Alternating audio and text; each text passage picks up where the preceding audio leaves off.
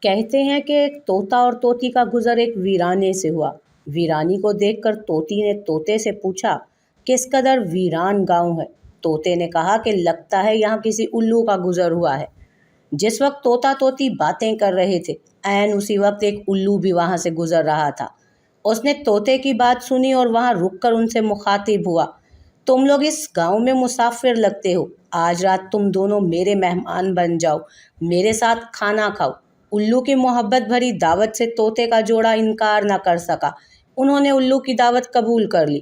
کھانا کھا کر جب انہوں نے رخصت ہونے کی اجازت چاہی تو الو نے طوطی کا ہاتھ پکڑ لیا اور کہا، تم کہاں جا رہی ہو؟ طوطی پریشان ہو کر بولی، یہ کوئی پوچھنے کی بات ہے کیا؟ میں اپنے شوہر کے ساتھ واپس جا رہی ہوں۔ الو یہ سن کر ہنسا اور کہا، یہ تم کیا کہہ رہی ہو؟ تم تو میری بیوی ہو۔ اس پر طوطا طوطی الو پر جھپٹ پڑے اور گرما گرمی شروع ہو گئی۔ دونوں میں جب بحث و تکرار زیادہ بڑھی تو الو نے طوطے کے سامنے ایک تجویز رکھتے ہوئے کہا، ایسا کرتے ہم تینوں عدالت چلتے ہیں اور اپنا مقدمہ قاضی کے سامنے پیش کرتے ہیں۔ قاضی جو فیصلہ کرے گا وہ ہمیں قبول ہوگا۔ الو کی تجویز پر طوطا اور طوطی بھی مان گئے۔ تینوں قاضی کی عدالت میں پیش ہوئے۔ قاضی نے دلائل کی روشنی میں الو کے حق میں فیصلہ دے کر عدالت برخاست کر دی۔ طوطا اس بے انصافی پر روتا ہوا چل دیا تو الو نے اسے آواز دی، بھائی اکیلے کہاں جاتے ہو؟ اپنی بیوی کو تو ساتھ لے کر جاؤ۔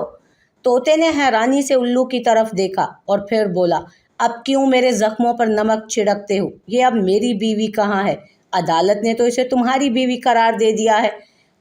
الو نے طوطے کی بات سن کر نرمی سے کہا، نہیں دوست، طوطی میری نہیں تمہاری بیوی ہے۔ میں تمہیں صرف یہ بتانا چاہتا تھا، بستیاں الو ویران نہیں کرتے، بستیاں تب ویران ہوتی ہیں جب ان سے انصاف اٹھ جاتا ہے۔